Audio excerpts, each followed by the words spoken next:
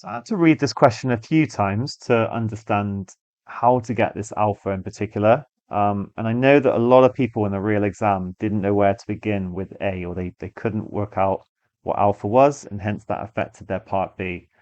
So let's read through it really carefully. Two different colors of paint are being mixed together in a container. The paint is stirred continuously so that each color is instantly dispersed evenly throughout the container and when it's added. And then initially, this is going to be when T is 0. There's 10 liters of red paint, so I'm going to say that R is 10 and B is 20. They actually define R a little bit later on. And the color of the paint mixture is now altered from this initial mixture by adding red paint to the container at a rate of 2 liters per second. That rate means that's how it's changing with respect to time. We'll come back to that. And then blue paint at a rate of 1 liter per second. Then also pumping, we also pump fully mixed paint from the container at a rate of 3 liters per second. So 3 liters are coming in and 3 liters are going out. So the volume overall is not going to change. We then define R, and we're asked to show that the amount of red paint in the container can be modeled by this differential equation. Now, just by looking at the problem, we can see that over a long period of time, we're going to end up with 20 liters of red paint and 10 liters of blue paint, because you're just going to be you're always adding 2 liters of red and 1 liter of blue. You're taking out a proportion. We're never quite going to get there. We can sort of see that, but as time approaches infinity, that is what I'd expect to see. So you can if you can realize that, it can help you guide you later on in the question. Another point is that although we've got red and blue, this is not a coupled system, because you can see down here the rate of change of red with respect to time is not impacted by the amount of blue. It's just dependent on red. So that's good news, really. We just have to solve that first order differential equation. Okay, now let's get back to the rates. So we're adding red paint at a rate of 2 liters per second. That means that dr in by dt, the rate of change like going in, is always constant. It's going to be 2. As time changes, that doesn't matter. We're adding 2 liters per second. That is what it means. Okay, I'm not going to write about blue paint going in because we're just focusing on R here. So now it comes back to the fact that we are taking out paint at a rate of 3 liters per second. So this is the trickiest bit. This is what we need to think about really carefully to get what alpha is. Now, at the very, very beginning, we've got 10 liters of red paint and 20 liters of blue paint. It's perfectly mixed together. And so if we're taking out 3 liters of paint, we're going to be taking out, because of a third of the paint is red, we're going to be taking out a third of the 3 liters that we're taking out is going to be red. We're going to be taking out 1 liter of red and 2 liters of blue. And then as time goes on, we're going to be taking out more red. So at the very beginning, it's going to be 10 over 30 to see where that third comes from. But in general, it's going to be R over 30. It's going to be the amount of red paint divided by 30 that is going to give us the right proportion of paint to be taken out. So if it was like 1 liter of paint being taken out, it'd be precisely that. You would take out R over 30. But then because we're actually taking 3 liters out, we need to times that by 3. We need to times the proportion of red paint that we're taking out by the amount of paint that we're taking out, and we're going to get 3 times R over 30. The only other thing I've got to say is that because we are removing it, this is going to become a negative gradient. It's causing the paint to go down. So I need to put a minus there. But that's it. So we're going to get that dr by dt is those two added together. It's going to be 2 minus r over 10. And that is your alpha. It's equal to 10. I think that's got to be the hardest bit of the question, because now it's like we're back to our tried and tested methods, really. We're solving a first order differential equation. It's not a separation of variables situation here. It's going to be writing it in the correct form. So dr by dt plus 1 over 10r is going to equal 2. I've written it in the form dy by dx plus px times y equals q of x. And our standard method for dealing with this is to times by an integrating factor, which is e to the power of the integral of px dx. I've shown where this comes from in quite a few videos now, so I'm not going to do it here, but have a look at later years if you do want to see where it comes from. But it is a case of like remembering to get it in this form and then get the integrating factor. So for us, the integrating factor is going to be, by the way, the integrating factor is going to allow us to write this as a single derivative. That's the whole purpose of times and by it.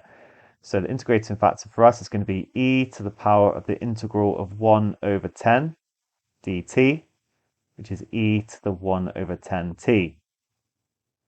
So let's times through by it. We're going to get dr by dt e to the 1 over 10t plus 1 over 10 e to the 1 over 10tr equals 2 e to the 1 over 10t. So remember to multiply every single term by that integrating factor.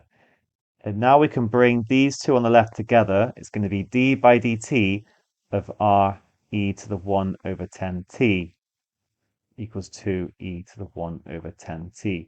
And you can check it by using the product rule. We would get dr by dt times e to the 1 over 10t, so that bit's sorted, plus r times the derivative of e to the 1 over 10t, which is this here.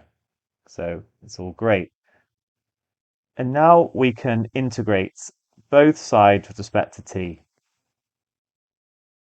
because the left-hand side simply becomes r e to the 1 over 10t, whilst the right-hand side becomes 20 e to the 1 over 10t, because if I differentiate this, I times by 1 over 10. Integrating, I'm going to divide by 1 over 10 or times by 10. Plus an arbitrary constant c, of course, don't forget that. And that means that the amount of red paint is going to equal 20 plus c e to the minus 1 over 10t. Now remember what I said at the start. I said as time gets really large, r is going to approach 20 because it's going to be 2/3 of the amount. We can see it in the solution here because this exponential is going to get smaller and smaller. If you don't see that, look, it's not the end of the world. It's not necessarily something you'd be looking for. But if you can kind of anticipate, what your solutions are going to look like, then you can maybe spot a mistake or just develop a better understanding of what's going on. So we're asked to now find how long it's going to take for the mixture of paint to consist of equal amounts of red and blue paint, so when R is 15. But before we do that, we need to actually work out what C is equal to. And for that, we can sub in our initial condition. Actually, we're not going to use that one. It's going to be when T is 0, R is 10. So 10 is going to equal 20 plus C times e to the 0, which is just 1. So C is minus 10. And therefore R is equal to 20 minus e to the minus 1 over 10t. So equal red and blue when R equals 15.